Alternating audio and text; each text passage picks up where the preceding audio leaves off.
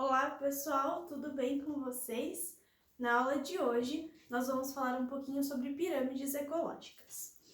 Então eu coloquei aqui para vocês que pirâmides ecológicas é a representação das relações alimentares de um ecossistema, de um ambiente ali onde a gente quer estudar, tudo bem? Então aqui eu coloquei diversos tipos de pirâmides para a gente entender o que elas representam em cada uma das situações. Beleza? Então aqui a primeira que a gente vai estudar é a pirâmide de números, tá? E essa pirâmide de números, ela vai trazer para a gente a representação do número de indivíduos de um determinado local, tudo bem?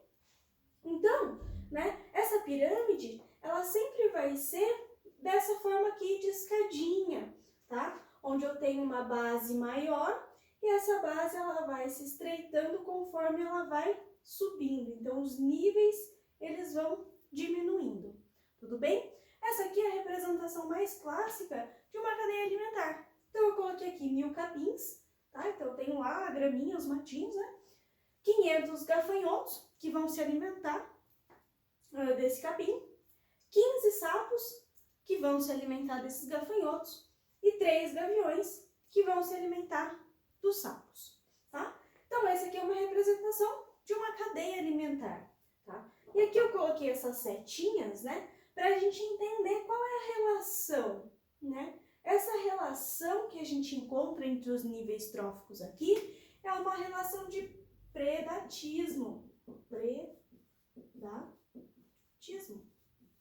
Tá? Predatismo. Por quê? O gafanhoto se alimenta do capim, o sapo se alimenta do gafanhoto, o gavião se alimenta do sapo. Então, eu vou predar, tá? Eu vou me alimentar de outro indivíduo. Então, essa aqui é a primeira relação, tá? De número. Então, eu vou representar o número de indivíduos que tem naquele determinado local, naquela determinada cadeia alimentar e nos seus respectivos níveis tróficos, beleza? Depois eu coloquei aqui para vocês outra pirâmide de números, só que agora ela está invertida. Por que que ela está invertida? Aqui tem uma coisa muito específica. Eu tenho na base o meu produtor, ele é grande. Então eu vou pensar uma árvore, no caso aqui é uma pitangueira, podia ser um cajueiro, uma macieira, tudo bem? Então uma árvore grande. Quantos animais conseguem se alimentar dessa árvore? Tudo bem? Então é por isso que essa base é estreita. Eu coloquei uma estrelinha aqui para colocar para vocês que na pirâmide de números invertidas, indivíduos menores se alimentam de indivíduos maiores. Olha que interessante. Aqui eu tenho o capim, que é pequenininho, sendo alimento para o gafanhoto, que é um pouquinho maior, Aqui eu tenho o contrário. Eu tenho uma pitangueira, que é grandona, e eu tenho pássaros se alimentando dessa pitangueira, tá? Quando eu falo se alimentando dessa pitangueira, ele não está comendo a árvore em si, Ele está comendo ali os frutos. Então, ele vai ajudar na dispersão de sementes, tudo bem? Então, essa relação que acontece aqui entre a pitangueira e os pássaros é uma relação de cooperação, tá? Então, pronto, cooperação. Esses pássaros, eles estão ajudando a pitangueira. Ao mesmo tempo que a pitangueira, ela serve de alimento, ela serve de moradia para esses pássaros. Tudo bem? E por último, eu coloquei aqui 30 carrapatos. Só que essa relação, dos carrapatos com os pássaros é uma relação do quê? De parasitismo. Tá? Porque os carrapatos precisam dos pássaros para se alimentar, para se manter vivos, só que eles precisam desse pássaro vivo. Eles não vão se alimentar do pássaro, Eles vão se alimentar do sangue do pássaro, tudo bem? Então, desculpa, quando eu tenho essa pirâmide de números invertida, é quando eu quero representar isso, que indivíduos menores se alimentam, então, de indivíduos maiores, como, por exemplo, uma árvore que vai servir de alimento, Os seus frutos vão servir de alimento para vários pássaros, tudo bem? Aí a minha pirâmide sofre essa inversão, onde a base fica estreita e os níveis tróficos ficam maiores. Tudo bem? Agora, a gente vai falar de outros dois tipos aqui de pirâmide e, por último, lá, um que a gente já falou um pouquinho dele, tá? A gente vai falar agora de pirâmide de biomassa. A pirâmide de biomassa, ela vai representar a quantidade de massa seca, tá? Então, aí eu vou trabalhar com metro quadrado. Então, eu vou pegar um lugar lá grande que eu quero estudar, que eu quero saber, né? Quantos indivíduos tem ali, qual é a quantidade de massa seca e tal. Eu vou pegar a amostra desse lugar, eu vou levar para o meu laboratório e eu vou desidratar. Então, quando eu tenho a massa seca, eu consigo calcular a biomassa daquilo que eu quero estudar. Então, aqui eu coloquei para vocês o mesmo exemplo aqui de baixo, da pitangueira. Então, aqui eu vou ter uma pitangueira que tem 1000 quilos, eu vou ter 5 quilos de pássaros para 100 gramas de carrapato.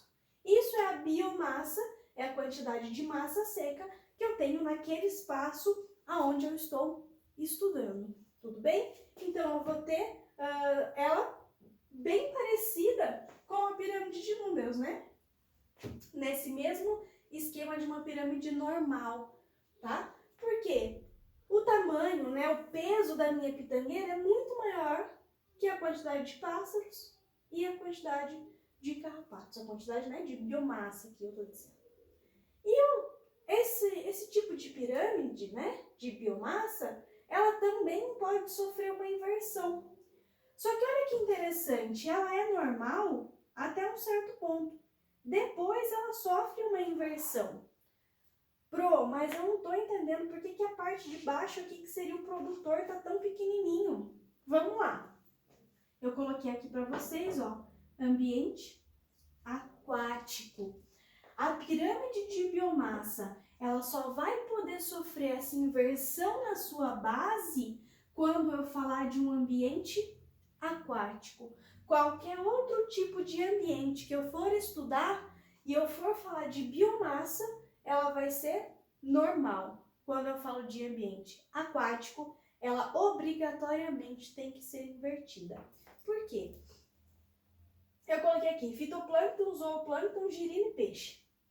Tranquilo. O que acontece? O meu fitoplâncton, que vão estar lá as minhas algas unicelulares, cianobactérias, os organismos fotossintetizantes, né? Então, aquela parte que está aqui, né, na base, que é o meu produtor, que vai fazer a fotossíntese, que fica lá na coluna d'água, né? Esse fitoplâncton aqui, ele é muito pequeno. Imagina algas unicelulares, tá? São coisas microscópicas que vão servir de alimento para o zooplâncton, tá?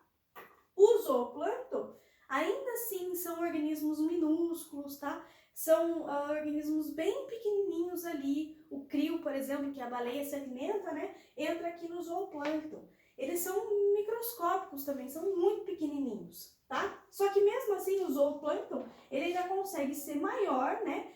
Ele consegue pesar mais, a massa seca dele é maior do que a do fitoplâncton, tá? E aí a gente vai ter aqui, eu coloquei, faltou um casinho ali de quilograma. 5 kg de girinos, que vão se alimentar desse zooplâncton, e 500 gramas de peixe, que vão se alimentar desses girinos. É um exemplo, né, de uma cadeia.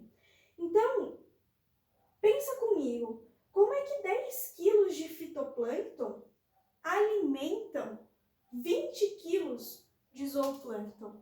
Como é que é possível? Aqui eu tenho uma biomassa menor. Como é que eu consigo manter um ritmo para alimentar os outros níveis tróficos? Tá? Como é que isso é possível? Coloquei uma estrelinha aqui de uma coisa importante. Alta taxa reprodutiva. Isso aqui, esse fitoplâncton, ele se reproduz muito rápido. Então, eu consigo repor essa biomassa que vai sendo perdida, né, que vai sendo consumida pelos níveis tróficos acima, eu consigo repor isso muito rápido. Então, é por isso, né, que sofre essa inversão, porque essa biomassa ela vai sim ser menor, só que como eu tenho uma alta taxa reprodutiva, eu consigo repor essa biomassa rapidamente. Tudo bem? E por último aqui, eu coloquei a pirâmide de energia, tá? Então lá na aula que a gente falou de cadeias alimentares, a gente fala bastante, né, de energia, a energia que é passada para os outros níveis tróficos, né? Consumidor primário, consumidor secundário, consumidor terciário. Eu falei um pouquinho de ciclo de matéria e fluxo de energia, né, naquela aula lá. E hoje aqui a gente vai entender essa pirâmide de energia. A pirâmide de energia seria a mais fidedigna, né? A que mais representa, a que melhor representa, tá? Por quê? Aqui eu tenho, né, a representação em calorias, onde eu tenho aqui os níveis tróficos, e o quanto de caloria eu tenho disponível em cada nível trófico, tá? E esse pedacinho pintado que eu coloquei aqui, que seria a diferença, né, de um nível trófico para o outro, é a energia que é perdida na forma de calor. Tá? Então, essas setinhas que eu coloquei aqui são os 90% de energia que são perdidas na forma de calor, tá? Então, toda vez que eu me alimentar de um nível trófico, né, de um indivíduo que está aqui nesse nível trófico, eu vou consumir a quantidade de energia que ele tem. Então, aqui o produtor ele tem 10.000 calorias. Então, eu vou me alimentar, só que a maior parte dessa energia consumida vai ser utilizada metabolismo, crescimento e todas essas reações, respiração, todas essas reações, elas liberam calor. Tudo bem? Então, só 10% da energia fica disponível para o próximo nível, ok? E aí a gente chega num fator que eu vou chamar de limitante, num fator de limitação para o próximo nível. Então, eu não consigo estender muito as minhas cadeias alimentares porque eu não tenho calorias o suficiente para manter um próximo nível trófico. Tudo bem? Então, essa pirâmide de energia, ela vai apontar isso para a gente e vai mostrar essa quantidade de calorias que estão disponíveis ali. Beleza? Então, essa foi a nossa aula, onde eu passei, né, um pouquinho sobre as pirâmides ecológicas para vocês. Eu espero vocês na próxima aula. Tchau, tchau!